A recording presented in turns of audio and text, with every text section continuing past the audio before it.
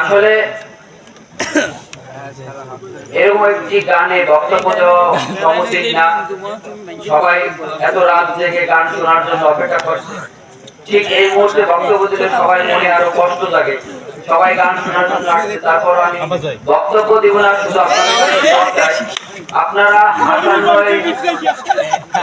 উপজেলা পরিষদ নির্বাচন 2022-এ আমি একজন ভাইস চেয়ারম্যান, সবাই আমার জন্য দোয়া করবেন আমি যাতে আপনাদের খেদমত করতে পারি।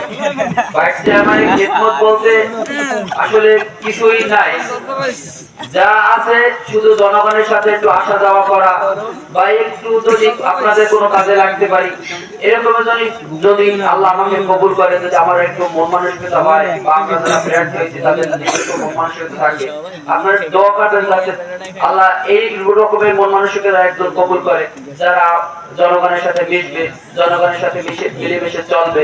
এই সমস্ত অনুষ্ঠান, ইসলামিক অনুষ্ঠান, এরপর আপনাদের গ্রামে আরো কত বিভিন্ন সামাজিক অনুষ্ঠান আছে, সেই সামাজিক অনুষ্ঠানগুলো উপস্থিত হবে।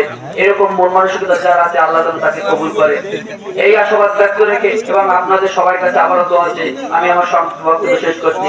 আল্লাহ হাফেজ, আসসালামু আলাইকুম।